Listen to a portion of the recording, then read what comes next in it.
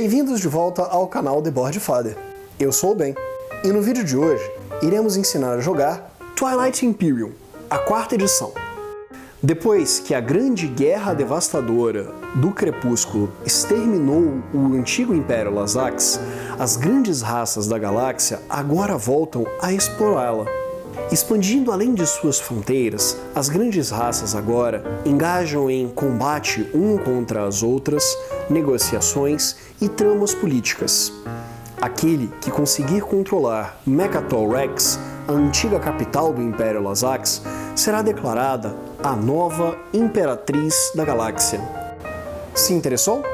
Vamos agora ao setup do jogo e as regras, que nós te ensinamos a montar e jogar este jogo. No final do vídeo, nós também vamos deixar algumas sugestões de jogos parecidos com esses. Jogos às vezes com a mesma temática e outro funcionamento, ou o mesmo funcionamento e uma outra temática, para você que gosta desse tipo de jogo. Pra que no anual, né, gente? Vamos lá.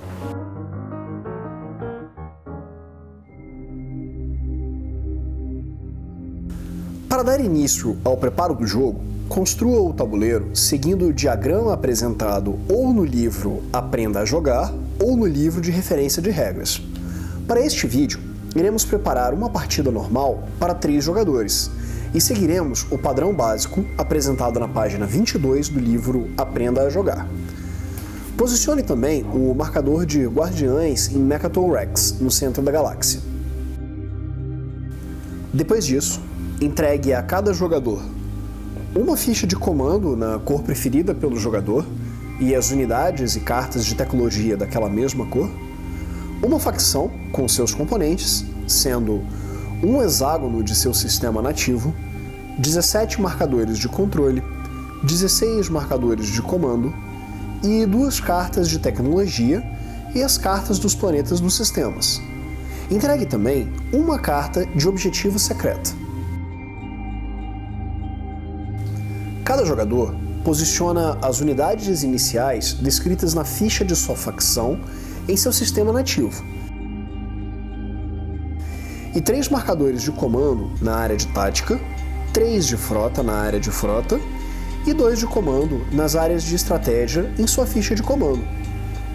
Posicione, próximo do tabuleiro, os baralhos de ação e política, o marcador de pontos virado para o lado de 0 a 10, e 5 cartas de objetivo 1 acima dele, e 5 cartas de objetivo 2 abaixo dele, as cartas de estratégia, e um suprimento de marcadores de bens comerciais, infantaria e caças.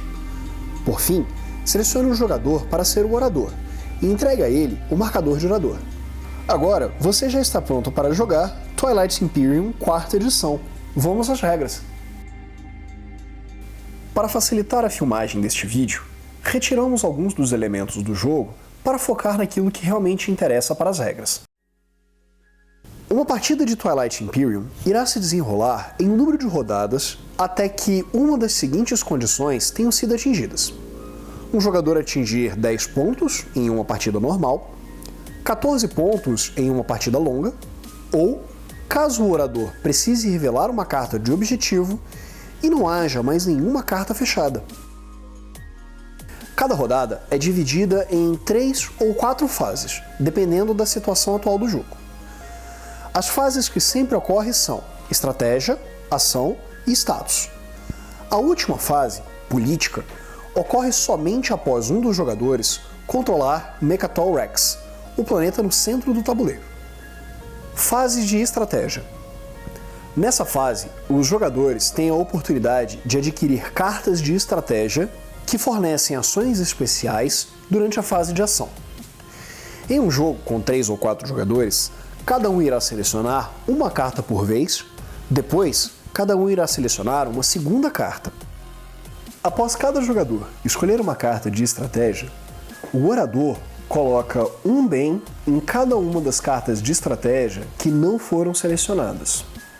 Durante fases futuras de estratégia, quando um jogador selecionar uma carta de estratégia que já possui um ou mais bens no topo dela, ele recebe aqueles bens ao escolher a carta. O jogo prossegue para a fase de ações. Os jogadores irão tomar ações de acordo com a ordem de iniciativa, de 1 a 8 das cartas, sendo 1 o primeiro jogador e 8 o último. Fase de ações. Esta fase é a principal fase do jogo. Os jogadores irão mobilizar o seu império para realizar as mais variadas ações, resolução de combate e expansão de seu território. As ações são divididas em 3 categorias: ações táticas, ações estratégicas e ações de componente. Uma quarta possibilidade para os jogadores durante essa fase é passar a sua vez. Porém, eles somente podem fazer isso após terem realizado todas as suas possíveis ações estratégicas. Uma vez que o jogador tenha passado, ele está fora dessa fase. Vejamos estas ações em detalhe. Ações táticas. As ações táticas que podem ser realizadas nesta fase têm início com a ativação de um sistema. Para realizar a ativação, o jogador deve posicionar um marcador de comando de sua reserva tática em um sistema do tabuleiro. Cada sistema pode conter apenas um único marcador de comando de cada jogador. Portanto, o jogador não pode ativar um único sistema mais de uma vez, mas pode ativar um sistema que já tenha sido ativado por outro jogador. Uma vez que um sistema tenha sido ativado, o jogador, possivelmente, realiza as próximas etapas táticas. Um jogador pode selecionar um sistema ativado como ponto de destino da movimentação de suas armadas em sistemas próximos. Cada nave pode movimentar-se um número de sistemas de acordo com o indicado nos diagramas das naves. As regras para a movimentação são: uma nave deve terminar o seu movimento no sistema que foi ativado nessa fase. Uma nave não pode passar através de um sistema que contém a nave de outro jogador que não seja um caça.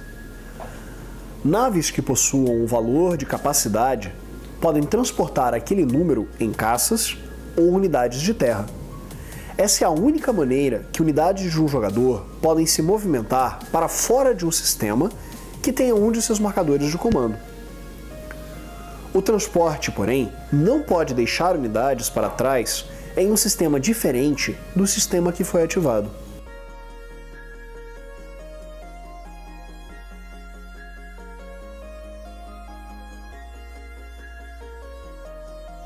Alguns sistemas possuem regras próprias de movimento. Eles podem ser facilmente identificados pela borda vermelha tracejada. Buracos de minhoca. Sistemas que possuam um buraco alfa ou beta idênticos são considerados adjacentes para critérios de regra de movimento. Nebulosa. Naves não podem atravessar um sistema com uma nebulosa, devendo imediatamente cessar a sua movimentação ao entrar nesse sistema. Uma nave deixando uma nebulosa possui valor de movimentação de 1. Porém, caso seja declarada defensora nesse sistema, ela recebe um modificador de mais 1 em suas rolagens de combate. Supernova. Esses sistemas são intransponíveis em quaisquer circunstâncias. Fenda gravitacional. Naves atravessando esse sistema recebem mais 1 em seu valor de movimentação. Porém, ao passar por esse sistema, o jogador deve rolar um dado para cada uma de suas naves. Em um resultado de 1 a 3, a nave é destruída. Campos de asteroide. Não podem ser atravessados até que o jogador desenvolva a tecnologia que permita a ele atravessar esse campo. Combate. Após movimentar a sua armada para o sistema ativo, o jogador deve verificar a presença de naves pertencentes a outro jogador. Caso mais de um jogador ocupe o mesmo sistema, um combate ocorre. O jogador ativo é considerado o atacante, enquanto que o outro jogador é considerado o defensor. O combate segue os seguintes passos. Primeiro, bateria anti-caças. Naves que possuam a habilidade bateria anti-caças podem ser ativadas nesse momento. O jogador rola dados de ataque e deve atribuir acertos a caças do adversário. Explicaremos como as rolagens funcionam em um momento. Anunciar retirada. qualquer um dos jogadores pode declarar uma retirada. Isso significa que ao final da rodada de combate, as suas naves irão, possivelmente, deixar o sistema ao final do combate.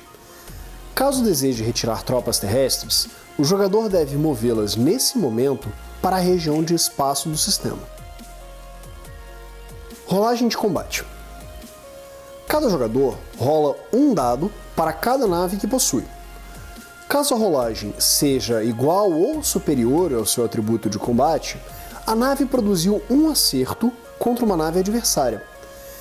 Caso a nave possua 2 ou mais ícones de explosão ao lado do seu valor de combate, o jogador deve rolar a quantidade indicada em dados durante o combate.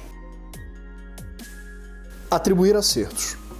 Para cada acerto rolado por um jogador, seu adversário deve escolher uma de suas naves e removê-la do tabuleiro. Algumas naves possuem a habilidade Tolerar Dano.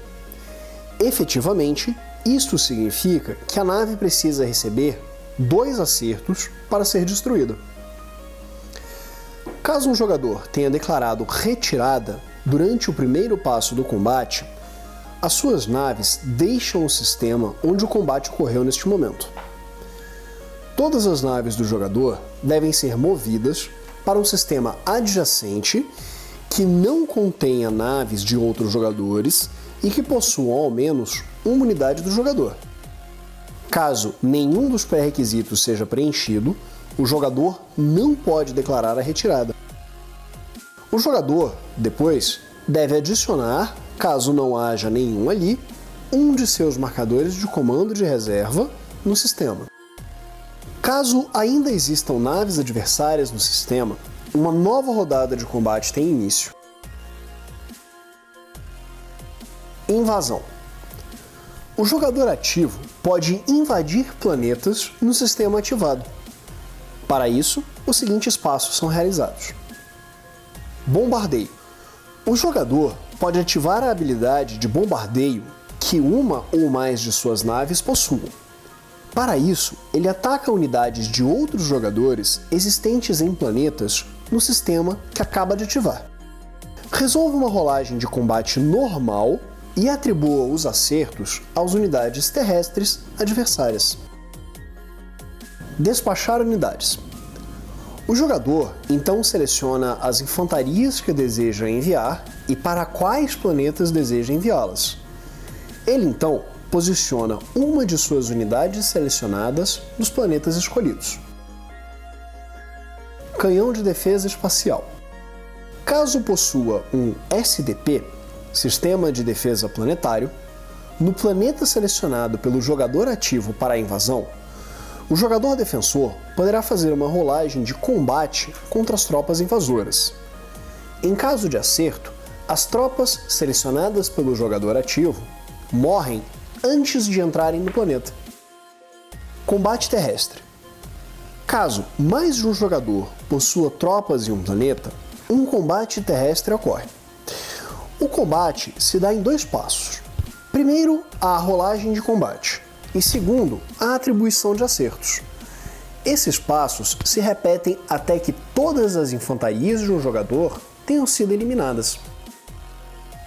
Estabelecer controle. O jogador vencedor do combate estabelece controle do planeta, recebendo a carta referente a ele, posicionando um marcador de controle de sua facção, caso não haja nenhuma infantaria nele, e destruindo quaisquer estruturas construídas por outros jogadores. Produção. Um jogador pode selecionar uma de suas docas espaciais para produzir unidades. O custo de cada unidade está descrito no tabuleiro pessoal de cada jogador. Algumas unidades possuem um ícone de 2 ou mais daquele tipo de unidade ao lado do custo. Isso significa que o jogador recebe 2 ao invés de uma daquela unidade ao comprá-la. Cada doca espacial é limitada a produzir uma quantidade de unidades. Para a maioria das raças, inicialmente, esse limite é igual a 2 mais o valor de recursos do planeta que está a produzir. Para representar que um planeta foi utilizado para a produção de unidades, o jogador deve virar a carta deste planeta para o outro lado. Um jogador não pode utilizar uma doca para produzir naves caso apenas naves de outros jogadores se encontrem neste sistema. Ela é considerada bloqueada. O jogador pode, porém, produzir unidades terrestres. Ações estratégicas. Os jogadores podem optar por utilizarem suas cartas de estratégia. Cada uma dessas cartas apresenta duas habilidades. Ao realizar a ação estratégica, o jogador ativo resolve a primeira habilidade na parte de cima da carta. Depois disso, todos os outros jogadores podem resolver a segunda habilidade na parte de baixo da carta, gastando um marcador de comando de sua ficha de comando. Após a resolução da carta, o jogador deve virá-la para o seu lado oposto para indicar que ela foi exaurida. Ações de componente. As ações de componente são as ações que estão descritas em um componente do jogo. Cartas de ação, tabuleiros de facção e cartas de tecnologia possuem alguns efeitos precedidos pela palavra-chave ação. Isso significa que elas podem ser utilizadas nesse momento. Fase de status. Após todos os jogadores terem tomado suas ações e passado, o jogo prossegue para a fase de status. Nessa fase, os jogadores devem executar uma série de verificações e manutenções. Em ordem de iniciativa, cada jogador pode pontuar um objetivo público e um objetivo secreto, caso cumpra os pré-requisitos. O orador deve, então, revelar o próximo objetivo. Sempre deve-se começar pelas cartas de número 1 antes de prosseguir para as de número 2. Agora, cada jogador compra uma carta de ação. Os jogadores removem todos os seus marcadores de comando do tabuleiro e os retornam para o seu suprimento. Cada jogador recebe 2 marcadores de comando e os coloca em qualquer espaço da sua ficha de comando. Nesse momento, os jogadores podem redistribuir todos os seus marcadores de comando como preferirem. Note, porém, que a quantidade de marcadores de comando no espaço de frota limita a quantidade de naves que um jogador pode ter em um único sistema. Os jogadores recuperam todas as suas cartas exauridas. Eles também reparam todas as unidades que sofreram dano e não foram destruídas. E, por fim, retornam todas as cartas de estratégia para o centro da mesa. Fase política. Enquanto nenhum dos jogadores controlar o planeta Mechatol Rex, o jogo passa para uma nova rodada após todas as ações de manutenção terem sido realizadas. No entanto, após um jogador controlar o planeta, o jogo passa a contar com a fase de política, que ocorre agora após a manutenção. Nessa fase, os jogadores reúnem-se em um conselho galáctico. O orador revela a carta do topo do baralho de política. Depois disso, começando pelo jogador à esquerda do orador e em ordem horária, cada jogador irá votar na proposta. Dependendo do tipo de carta, o jogador pode escolher entre 3 tipos de voto: a favor ou contra. De acordo com o resultado de sua preferência, o jogador deve votar a favor ou contra uma proposta política de emenda de lei. Eleger um jogador. Os jogadores devem selecionar um jogador, podendo escolherem a si mesmos, como o eleito para o resultado de uma carta política. Eleger um planeta. O jogador deve votar em um planeta que pelo menos um jogador controle como o recipiente de uma carta política. Em sua vez de votar, um jogador pode exaurir qualquer número de planetas para utilizar o seu valor de influência. Ele não pode, porém, dividir o seu voto em mais de um resultado por votação, ou seja, Ele não pode exaurir 3 planetas e dividir o resultado de influência em um resultado a favor e um resultado contra. Ao votar, o jogador deve anunciar em voz alta a sua escolha. Antes de votar, porém, os jogadores podem negociar entre si para que possam tornar o voto de outros jogadores favoráveis a determinados resultados. Os jogadores podem realizar uma única troca entre si ou então fazer promessas futuras. Não há nada na regra que obrigue os jogadores a cumprirem as promessas feitas. Em caso de empate na votação, o orador escolhe o resultado final. Leis que tenham sido aprovadas permanecem em jogo e alteram a partida até o seu fim. Depois da votação, todos os jogadores recuperam as suas cartas de planeta que foram exauridas. O jogo termina imediatamente após um dos jogadores terem feito a quantidade de pontos exigida pela partida, ou então quando o jogador precisar revelar uma carta de objetivo público e todas as cartas já tiverem sido reveladas. Em qualquer caso, o jogador que tiver a maior quantidade de pontos será declarado o novo controlador de Mechatol Rex, portanto, o novo Imperador da Galáxia. Vejamos agora outras regras que ficaram de lado durante a explicação. Vizinhos. Ao posicionar uma unidade ou controlar um planeta em uma região próxima à de outro jogador, estes jogadores são considerados vizinhos e podem fazer acordo ou comércio uns com os outros. Os acordos só podem ser feitos uma vez por turno com cada um de seus vizinhos. Trocas de bens e mercadorias são consideradas trocas obrigatórias, por ocorrerem imediatamente, ou seja, o jogador deve entregar os bens no momento em que o acordo ocorrer. Outras promessas não são obrigatórias, portanto, os jogadores estão livres para seguirem ou não os combinados. Ao receber um bem ou mercadoria, o jogador deve alocar os produtos recebidos em seu espaço de bens na sua ficha de império. Ao receber uma ficha de mercadoria de outro jogador, deve-se imediatamente virar a ficha para o lado de bem, cartas de ação. Ao longo do jogo, os jogadores irão receber cartas de ação. Nenhum jogador pode possuir mais que 7 cartas em sua mão. Ao ultrapassar este número, o jogador deve escolher cartas em excesso e descartá-las. Tecnologia. Cada jogador começa o jogo com um número de cartas de tecnologia indicada na parte de trás de sua ficha de facção. Os jogadores possuem também baralhos de tecnologia idênticos e cartas específicas de cada facção.